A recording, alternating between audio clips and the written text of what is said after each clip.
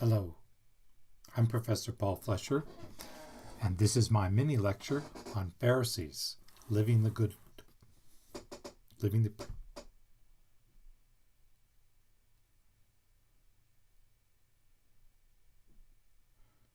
Jerusalem, as it's set up, Jerusalem temple has no place for non-priests to worship, to be religious. It provides priests with a variety of activities that they may do, indeed requires them to do, that are religious and pious, but it does not provide Israelites with similar opportunities. Pharisees decided to imitate priestly activities that do not require the presence of a temple, not sacrifice itself, but preparation for sacrifice, preparation to enter the presence of God. That is their approach to being religious, to practicing piety. God lives in the temple. When priests enter the temple and its courtyard, they are literally approaching God and entering his presence. When they perform a sacrifice to God at the altar, it is direct worship of the God who they believe to be present in the temple right before them. Now, what enables priests to enter God's presence? The rules given in the Torah, in Leviticus specifically, indicate two things.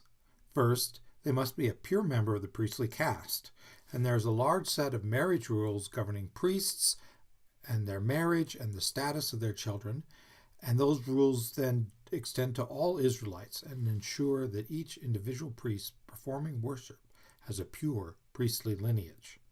Second, priests must be in a state of ritual purity, which is sometimes called cleanness in the biblical translations. They must not be in a state of ritual impurity, also known as uncleanness. Now let's be careful here. This is not cleanliness or uncleanliness, because cleanliness is about dirt. Okay, it's about going outside and rolling in the mud and getting dirty. This is cleanness. It's about purity. Now, the problem with remaining in a state of ritual purity is that it is difficult because life tends to make people impure. Many natural bodily processes result in impurity. So here's a few of them. There's impurity from food. There's banned types of food like pork, birds and animals that hunt, winged insects, and lizards. If these animals or parts of these animals fall into a pot with food or drink, that food or drink all becomes impure. But even with permitted foods like grain, olives, grapes, there are problems that might make them become bearers of impurity. For example, such foods are required to be tithed. If they are not tithed, yet people eat them, they can become impure. Another area of human impurity is the reproductive cycle. All stages of the human reproductive cycle, from intercourse and semen emission to other kinds of emissions from male and female sexual organs, including menstruation, to childbirth, result in impurity. There's a class of diseases known as leprosy. That makes people impure. There's death. A corpse causes enormous, strong impurity. And there's secondary impurity, which comes from touching an impure person or even from touching something they touched, like a cup, plate, or pot, a table or chairs, a bed, or even clothes. Once impure, priests must purify themselves, and there is a ritual for every form of impurity. The two most important types of activity for purification are immersion in a ritual pool called a mikvah, and here I show you three different mikvaot, plural of mikvah, from the first century, from the area of Galilee and the Golan Heights near the Sea of Galilee. Then there are other things that have to happen. One must shave their hair, wash clothes, being sprinkled with water preparation. But perhaps, in addition to immersion, the most important thing is simply waiting a period of time.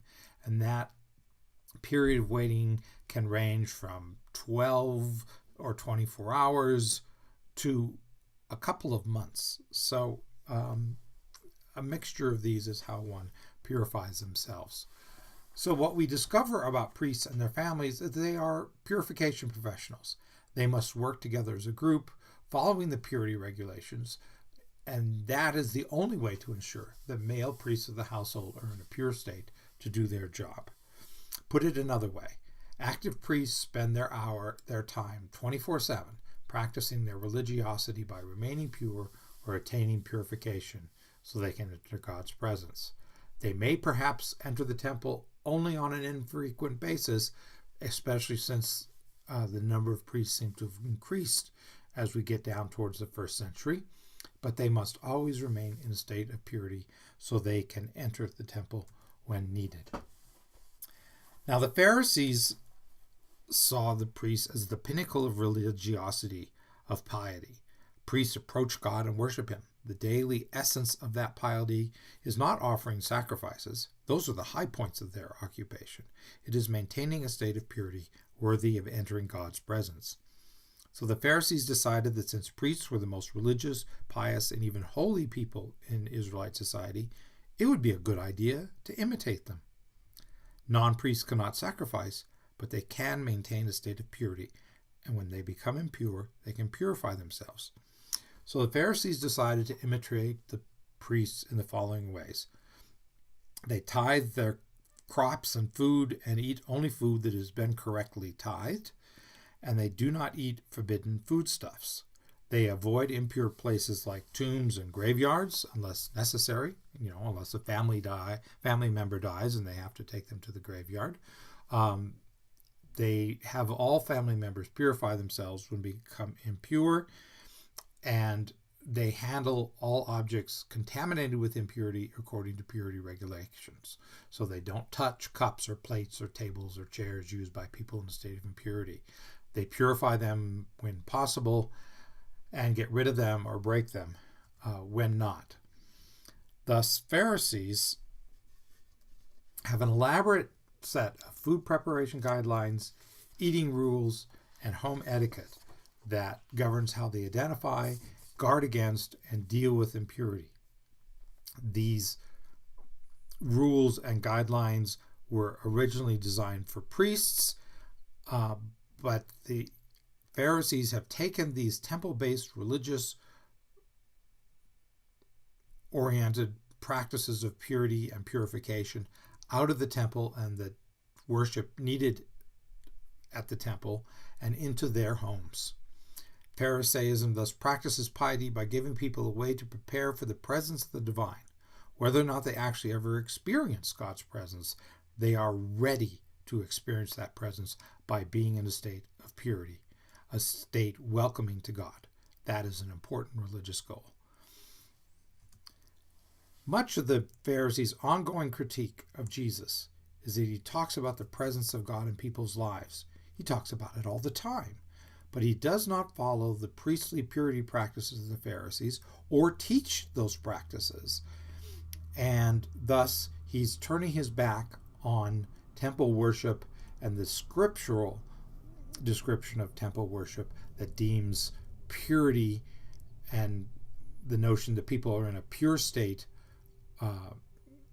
as necessary to be in God's presence and to worship him.